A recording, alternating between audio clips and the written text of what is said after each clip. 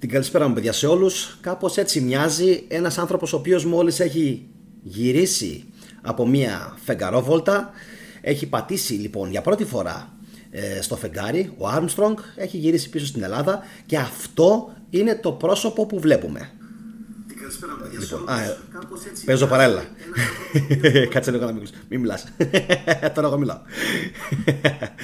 Παίζει feedback από το YouTube. Το είχα ανοιχτό. Λοιπόν, όπως σας έλεγα, κάπως έτσι μοιάζει το πρόσωπο του ανθρώπου ο οποίος έχει επιστρέψει νικητής από το λεγόμενο Space Race, δηλαδή από την τεράστια κόντρα την οποία είχαν οι Αμερικάνοι μαζί με τους Ρώσους σχετικά με το ποιος θα πάει πρώτος στο φεγγάρι. Και όπως έδειξε η ιστορία, πήγανε πρώτοι οι Αμερικάνοι. Είναι έτσι, πήγαν πρώτοι οι Αμερικάνοι. Είναι ένα θέμα το οποίο θα το αναλύσουμε και σήμερα αλλά και σε επόμενα επεισόδια. Όσοι είστε πρώτη φορά στο κανάλι, κάντε εγγραφή, χτυπήστε καμπανάκι και φυσικά κάντε like στη σημερινή εκπομπή, γιατί πιστεύω ότι θα σας αρέσει πάρα πολύ. Κάτι που θα το διαπιστώσετε και μέχρι το τέλος της σημερινής εκπομπής μας. Όπως λοιπόν σας έλεγα, τόσο ο Armstrong όσο και ο Collins και ο Buzz Aldrin είχαν στη διάρκεια της συνέντευξης τύπου που δώσανε μόλις προσεδαφίστηκαν όντως στη γη, έδωσαν μία συνέντευξη και άλλες πολλές διαδοχικά συνεχόμενες αλλεπάλληλες, όπου ήταν πάρα πολύ κουμπωμένοι και όπου και οι παλαιοί αλλά και οι σημερινοί, ιδίως οι σημερινοί ψυχολόγοι, έχουν παρατηρήσει ότι υπάρχει κάτι στη γλώσσα του σώματος τους το οποίο καταδεικνύει ένταση και όχι απλά μόνο ένταση, μέχρι και φόβο, στοιχείο φόβου. Τι ήταν λοιπόν αυτό το οποίο είδαν στην σελήνη και τους φόβησε ενδεχομένως τόσο πολύ που η γλώσσα του σώματός τους μιλούσε ενώ τα χείλη τους λέγαν άλλα πράγματα. Βέβαια υπήρχαν διάφορες στιγμές όπου χαλάρωσαν, ήταν λίγο πιο χαμογελαστοί, αλλά τόσο αυτή όσο και κάποιες άλλες εικόνες είναι ενδεικτικές των όσων σας περιγράφω. Λοιπόν, πάμε να δούμε τι λένε οι συνωμοσιολόγοι σχετικά με ένα σχετικό απόσπασμα το οποίο έχει αφαιρεθεί και θα καταλάβετε αμέσως για ποιο λόγο έχει αφαιρεθεί και στη συνέχεια θα προχωρήσουμε φυσικά και στον αγαπημένο μας Elon Musk, τον οποίον κάποιοι τον έχουν στην μπούκα επειδή έχει γίνει ο πλουσιότερος άνθρωπος στον πλανήτη, και φυσικά όσοι δουν την σημερινή εκπομπή σε μαγνητοσκόπηση θα ήθελα να μου γράψετε κάτω στα σχόλια τι πιστεύετε για το φεγγάρι. Τι είναι, τι δεν είναι. Πήγαμε, δεν πήγαμε. Είναι η γη στρόγγυλη, δεν είναι στρόγγυλη. Λοιπόν, όλα αυτά. Ποιος είναι ο Elon Musk, τι είναι, θα τα πούμε φυσικά σε επόμενα επεισόδια. Αν και έχω κάνει βίντεο παλαιότερα για τον Musk, τα οποία για τους δικούς μου λόγους τα έχω σβήσει. Αλλά εν πάση περιπτώσει, αυτό που θα ήθελα να μου γράψετε είναι ποιες είναι οι εντυπώσεις σας γενικά πάνω στο διάστημα, στη γη, στο φεγγάρι και φυσικά τα σχετικά που θα αναλύσουμε σχετικά με τον Elon Musk και την SpaceX. Εντάξει. Λοιπόν, θα ξεκινήσω με την παρουσίαση των εικόνων. Εγώ ήθελα να σας δείξω αυτήν την εικόνα η οποία είναι ενδεικτική, όπως σας είπα και στην αρχή, της ψυχολογίας των αστροναυτών που επικρατούσε όταν προσεδαφίστηκαν στην γη. Λοιπόν, και αυτή η φωτογραφία φυσικά είναι η πάρα πολύ πρόσφατη από την SpaceX του Elon Musk. Θα τα δούμε αυτά στη συνέχεια. Πάμε όμως τώρα να κάνουμε κάτι άλλο. Πάμε να δούμε τι λέει ο Dr. Michael Salla, ο οποίος είναι συγγραφέας best-seller του βιβλίου Exopolitics, Political Implications of the Extraterrestrial Presence. Δηλαδή η μετάφραση στα ελληνικά είναι λίγο παράξενη. Να τη δω λίγο, μισό λεπτάκι λίγο, γιατί την έχω ξεχάσει. Πώς μου ξέφυγε αυτό? Political implications. Πάρα πολύ δύσκολο τώρα να το μεταφράσω στα αγγλικά. Μισό λεπτάκι λίγο. Νομίζω ότι έχει να κάνει translate, έλα εδώ. Να το δούμε. Πώς μου ξέφυγε αυτό τώρα? Το είχα κάνει μετάφραση αλλά μου ξέφυγε. Ένα λεπτό. Όταν δίνω στοιχεία θέλω να τα δίνω, να είμαι ακριβόλογος για να μην έχω θέμα. Λοιπόν, αργεί λίγο το translate. Λοιπόν, πολιτικές επιπτώσεις της εξωγήινης παρουσίας. Πολιτικές επιπτώσεις της εξωγήινης παρουσίας είναι ο ακριβής τίτλος του βιβλίου του. Και είπε ότι το γεγονός βρίσκεται στο επίκεντρο πολλών έντονων συζητήσεων. Ποιο γεγονός όμως βρίσκεται στο επίκεντρο πολλών έντονων συζητήσεων? Υπάρχει μία διακοπή 2 λεπτών. 2 λεπτών στις επικοινωνίες ανάμεσα στον Aldrin και τον Armstrong και τη Γη, όταν υποτίθεται πάτησαν το πόδι τους στο φεγγάρι. Πάμε να δούμε ακριβώς τι είπε όμως αυτός ο ειδικός. Στη διάρκεια της αποστολής Apollon Moon το 1969, μετά την προσγείωση, υπήρχε ένα πολύ περίεργο κενό στις ραδιοφωνικές μεταδόσεις. Αυτό που συνέβη σε αυτά τα 2 λεπτά έχει αποτελέσει αντικείμενο πάρα πολλών διαφωνιών. Με τα χρόνια, οι σκεπτικιστές της NASA και οι θεωρητικοί συνωμοσίας χρησιμοποίησαν τα 2 λεπτά σιωπής του ραδιοφώνου, αυτό που λέμε radio silence. Για ποιο λόγο λοιπόν έγινε radio silence στα 2 αυτά λεπτά? Για να αμφισβητήσουν την NASA και να ισχυριστούν ότι οι άνθρωποι δεν πήγαν ποτέ στη σελήνη. Παιδιά, συγγνώμη από το αστρόνιο και από όλους τους λάτρεις του σύμπαντος.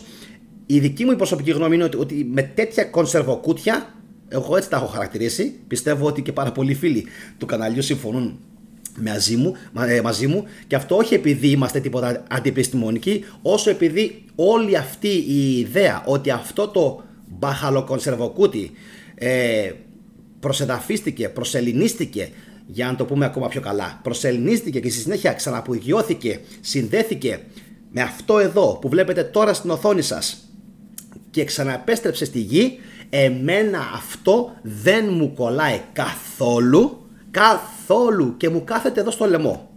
Αυτή είναι η προσωπική μου γνώμη, ότι για εκείνη την εποχή μου φαίνεται πάρα πολύ δύσκολο ο Elon Musk να ξοδεύει σήμερα 3 δισεκατομμύρια δολάρια, 3 μέχρι 13 παν κάποιοι, 3 μέχρι 13 δισεκατομμύρια δολάρια, και να μην καταφέρνει ο πυραυλός του καν να κάνει ένα 90 λεπτό ταξίδι στο διάστημα που ήταν ο στόχος, και καταφέρνει μόλις 4 λεπτά. Πείτε με συνωμοσιολόγο, αλλά κάτι δεν πηγαίνει καλά. Να το καταφέρανε αυτό το 1969 οι Αμερικάνοι και να μην μπορούν σήμερα το 2023 και να έχουμε αναβολή στην αναβολή, και τελικά με το που γίνεται τελικά η εκτόξευση έχουμε αποτυχία. Μήπως λοιπόν αυτή η εικόνα ή αυτές όλες οι εικόνες που είχαν κυκλοφορήσει εκείνη την εποχή ήταν όλες μα όλες χολιβουντιανές και οι σημερινές είναι οι πραγματικές εκτοξεύσεις που γίνονται? Αυτή είναι η ερώτησή μου και η κεντρική απορία, στην οποία θα ήθελα φυσικά και φίλοι από το Αστρόνιο, αν έχετε φίλους οι οποίοι είναι εγγεγραμμένοι στο Αστρόνιο, να κάνετε κοινοποίηση τη σημερινή εκπομπή, να μας απαντήσουν οι φίλοι σας, αν τυχόν έχουν κάποιες γνώσεις παραπάνω που δεν τις έχουμε εμείς στο κανάλι. Λοιπόν, επαναλαμβάνω, μήπως λοιπόν εκείνες οι εικόνες, οι φωτογραφίες εκείνης της εποχής ήτανε όντως Hollywood? Και γελάω με αυτή την εικόνα, έτσι. Αυτό τώρα εδώ πέρα το πράγμα, αυτό εκεί που βλέπετε τώρα υποτίθεται κοστίζει ας πούμε κάποια δισεκατομμύρια δολάρια εκείνης της εποχής τότε, και κατάφερε δηλαδή και απογειώθηκε και ξανασυνδέθηκε με το άλλο που ήταν in orbit που λέμε, έτσι, σε τροχιά γύρω από το φεγγάρι, και τελικά αυτοί ήρθαν στη Γη. Όλο αυτό λοιπόν μου φαντάζει περισσότερο για εκείνη την εποχή σαν επιστημονική φαντασία, και σαν να προσπάθησαν οι Αμερικάνοι να μας πείσουν εμάς αλλά και τους Ρώσους, ξέρετε κάτι μάγκες, τα καταφέραμε. Λοιπόν, εν πάση περιπτώσει, ας δούμε όμως τώρα λίγο τη συνέχεια, τι λένε οι ερευνητές σχετικά με αυτή την παράξενη δίλεπτη σιωπή.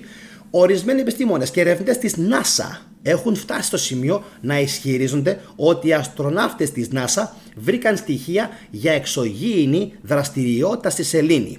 Ένας τέτοιος ερευνητής είναι ο συγγραφέας βιβλίων David Hatcher Childress, αγαπημένος μου, ο οποίος είπε ότι οι ανακοινώσεις των παρκαρισμένων άτια στη σελήνη αναχαιτίστηκαν στη διάρκεια αυτού του κενού του δίλεπτου και αποκρύπτονται από το κοινό. Και συνεχίζει. Οι αστροναύτες προφανώς μίλησαν για το ότι είδαν εξωγήινα αντικείμενα στη σελήνη, συμπεριλαμβανομένων υπτάμενων δίσκων σταθμευμένων κατά μήκος της άκρης ενός κρατήρα μέσα στην όψη τους. Ενώ ο συνάδελφος θεωρητικός συνωμοσίας Mike Barra, συγγραφέας του Ancient Aliens on the Moon, υποστήριξε με παρόμοιο τρόπο ότι οι αστροναύτες της NASA έμειναν έκπληκτοι από μια απίστευτη ανακάλυψη. Ο κύριος Μπάρα, ο οποίος εμφανίστηκε επίσης και στο History Channel, είπε ότι και οι δύο αστροναύτες της NASA ήταν προφανώς αναστατωμένοι από κάτι που είδαν στη σελήνη μέσα σε 30 λεπτά από την προσγείωση. Η αποκάλυψη έγινε από ένα μυστικό ιατρικό κανάλι επικοινωνίας μεταξύ του Απόλλω 11 και του ελέγχου της αποστολής της NASA στη Γη. Προσέξτε λίγο τι είπε. Προφανώς αναστατωμένοι. Προφανώς αναστατωμένοι. Αυτό ακριβώς που σας έλεγα και εγώ πριν από λίγο, ότι η γλώσσα του σώματος του Armstrong, ιδίως του Armstrong, έδειχνε μια πίεση. Πίεση για τι πράγμα? Πίεση, μήπως όλο αυτό είναι ένα ψέμα? Μήπως ακόμα και οι δίθεν δίλεπτοι? Γιατί πρέπει, η αλήθεια είναι να τα σκεφτούμε όλα, για να μην λέτε αύριο μεθαύριο στα σχόλια θετικέ τι είναι αυτά που λες. Λοιπόν, πρέπει να κάτσω να τα σκεφτώ όλα, να σας καλύψω όλους, ακόμα και τους πιο αμφισβητείες. Έτσι, να σκεφτώ όπως εσείς και να πω ότι μήπως τελικά ακόμα και αυτή η δίθεν υποτιθέμενη δίλεπτη σιωπή που υπήρχε ήταν και αυτή στημένη.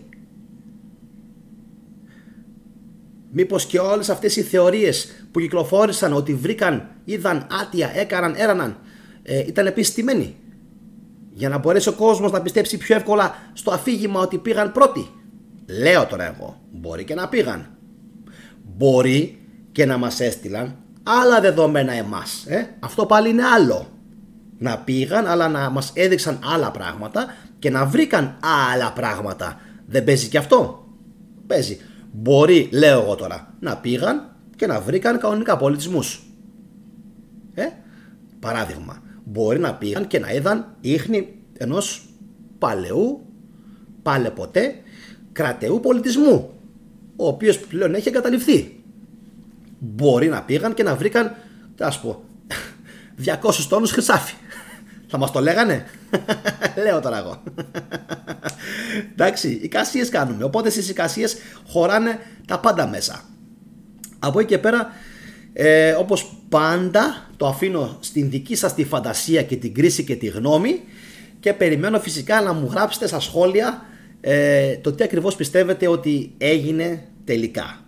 Ποια από όλες τις ιστορίες παίζει, γιατί πιστεύω ότι και εσείς με τη σειρά σας, όπως και εγώ, θα έχετε διαβάσει πάρα πολλά πράγματα. Και πιστέψτε με, εδώ είμαστε, σε λίγο καιρό θα κάνουμε και άλλα πολλά βίντεο για τη σελήνη, για κάποια θέματα τα οποία θέλω να τα αναλύσω, ειδικά κάποιες λάμψεις που έχουν καταγραφεί, οπότε κάνετε εσείς εγγραφή δεν έξω ωραία με την προηγούμενη λέξη στο κανάλι και περιμένετε εκείνη την εκπομπή. Πάμε όμως να δούμε τη συνέχεια της δήλωσης του κυρίου Μπάρα, η οποία είναι καταπληκτική.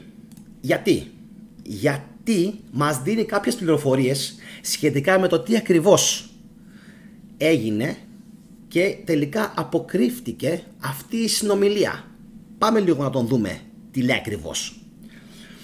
Λέει λοιπόν, τώρα η αλήθεια είναι ότι κάθε ένας από τους αστροναύτες είχε ένα ξεχωριστό ιατρικό κανάλι. Εννοούμε επικοινωνίας.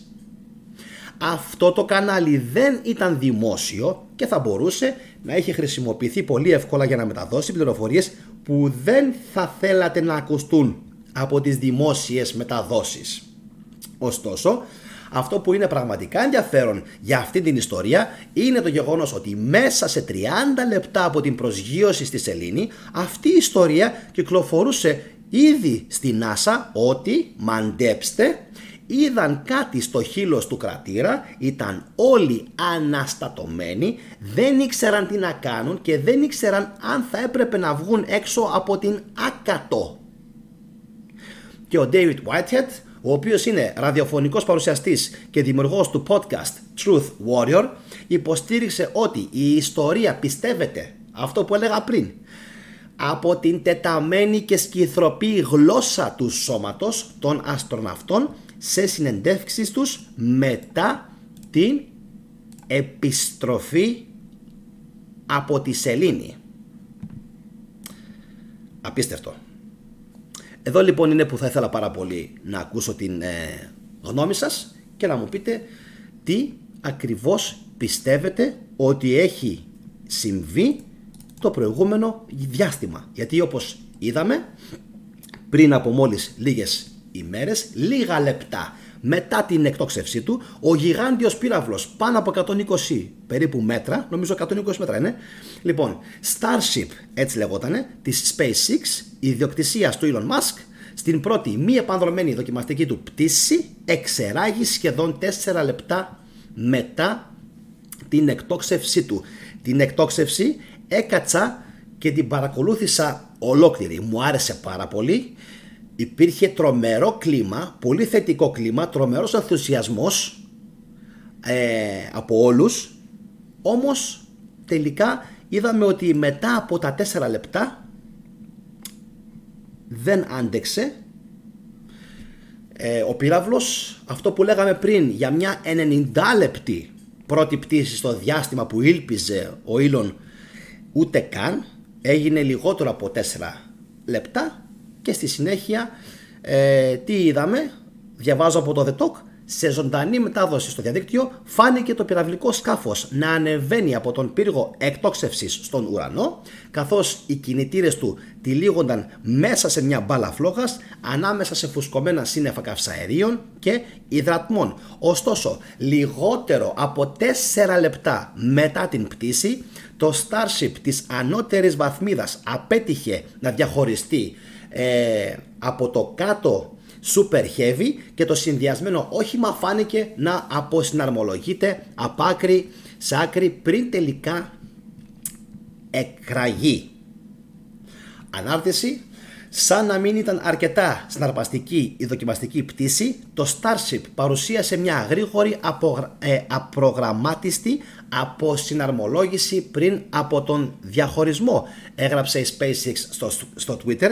Και προσέξτε με, αυτή τους η δήλωση Rapid Unscheduled Disassembly νομίζω την είπε και ο υπεύθυνος ο οποίος μιλούσε κατά τη διάρκεια της πτήσης του πυράβλου, την είπε και on air, δηλαδή στον αέρα. Οπότε πήραν ακριβώς αυτά τα λόγια του, Rapid Unscheduled Disassembly.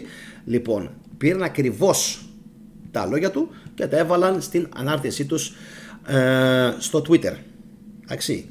Παρ' όλα αυτά χαρακτηρίστηκε επιτυχημένη δοκιμαστική πτήση. Επιτυχημένη δοκιμαστική πτήση και κόστισε περίπου 3 και βάλε δισεκατομμύρια δολάρια. Εν τω μεταξύ, διάβαζα πριν από λίγο ότι όταν πήγαν την πρώτη φορά στο φεγγάρι η NASA, τότε σε σημερινά χρήματα είχε εξοδέψει, άκουσον, 100 δισεκατομμύρια δολάρια για εκείνα εκεί τα κονσερβοκούτια που είδαμε. Ξόδεψαν 100 δισεκατομμύρια δολάρια. Ο Elon ξόδεψε τώρα 3, στην ουσία πετάχτηκαν. Για ποιο λόγο, θα μου πεις? Έχει, λέει, 180. Και συγγνώμη, έχει 180. Έχει να πετάξει, λέω εγώ τώρα, τα 3 εκεί. Θα τα ξαναβγάλει, το ξέρουμε, οκ. Λοιπόν, τα 3 εκεί και 4 θα του πάρει, λέει, η εφορία. Τι είναι? Δεν είναι σταφίδες. 3 εδώ, 4 εκεί, 3 εκεί, 10 δισεκατομμύρια. Εντάξει. Άσχετα αν λέμε ότι τα βγάζουν εύκολα και τα βγάζουν εύκολα. Ναι, αλλά εδώ μιλάμε για υπέρογκα ποσά, τα οποία προφανώς και δεν δικαιολογούν όλο αυτό το πράγμα που έχει συμβεί. Οπότε και σε αυτό πάνω θα ήθελα τη γνώμη σας. 1969, 100 δισεκατομμύρια δολάρια σε σημερινά χρήματα, έτσι, τα καταφέρουν και πηγαίνουν με, τι λέγαμε, κονσερβοκούτια. Βλέπετε και στην οθόνη σας, κονσερβοκούτια. Σήμερα, 2023, έχουμε εξέλιξη σε αεροναυπηγική, στη φυσική, έτσι, στα πάντα, στη χημεία, στα ορυκτά καύσιμα, στα πάντα. Οι Βορειοκορεάτες διυπηρετικούς πυράβλους, έτσι, γίνεται χαμός, γίνεται ένας χαμός τεχνολογίας πυραυλικής. Κι όμως φαινόμαστε αδύναμοι απέναντι στην βαρύτητα. Φαινόμαστε να μην τα καταφέρνουμε. Λοιπόν, ένα τελευταίο σχόλιο πριν μπω στον επίλογο. να αφήσω έτσι μια γλυκιά, θα έλεγα, να αφήσω έναν γλυκό επίλογο έτσι σε κάποιους. Επειδή είμαι YouTuber, να ξέρετε, δεν σημαίνει ότι εγώ δεν βλέπω άλλους YouTuber. Όχι, κάνετε λάθος. Βλέπω πάρα πολλούς YouTuber, και Έλληνες και ξένους. Και μεταξύ αυτών των Ελλήνων είναι και φυσικά ο Χαραλαμπίδης, έτσι, ο οποίος έχει ανεβάσει κάποια πάρα πολύ ωραία βίντεο. Πάρα πολύ ωραία βίντεο, όπου αναλύει υπέροχα, πάρα πολύ ωραία, αναλύει τους Ολύμπιους σε σχέση με το φεγγάρι. Τα έχετε δει τα βίντεο αυτά? Δεν θέλω να πω παραπάνω. Μου άρεσαν πάρα πολύ. Δεν θα πω τίποτα άλλο. Μου άρεσαν πάρα πολύ. Μπράβο στον κύριο Χαραλαμπίδη για αυτήν την απίστευτα ωραία δουλειά που έκανε, και θα ήθελα έτσι κάπως να κλείσω την σημερινή εκπομπή, με την υπόσχεση φυσικά ότι, όπως σας είπα και τις προηγούμενες ημέρες, ό,τι θα ανεβαίνει από εδώ και πέρα θα είναι πάρα πολύ δυνατό, και μόνο όσοι παρακολουθήσουν τα προηγούμενα βίντεο θα μπορέσουν να ακολουθήσουν και να καταλάβουν και τα επόμενα. Αυτά από μένα. Περιμένω τη γνώμη σας, να μου πείτε τι σας άρεσε στο βίντεο, τι δεν σας άρεσε, με τι συμφωνείτε και με τι διαφωνείτε. Κάντε φυσικά like στη σημερινή εκπομπή αν σας άρεσαν τα κονσερβοκούτια λοιπόν της NASA. Φυσικά κοινοποιήστε την, γιατί πιστεύω ότι είναι μια εκπομπή που άνετα κοινοποιείται ελεύθερα σε φιλικό κοινό, σε συγγενείς και ούτω καθεξής, και φυσικά στα social media. Και τελευταίο, πατώντας πάνω στο hashtag θετικός με τα μπλε γράμματα δίπλα από τον τίτλο, θα μπορέσετε να δείτε όλες τις προηγούμενες εκπομπές που έχουν γίνει στο κανάλι. Αυτά από μένα. Καλή ξεκούραση, φιλιά, τα λέμε τις επόμενες ημέρες. Να είστε καλά. Γεια σας.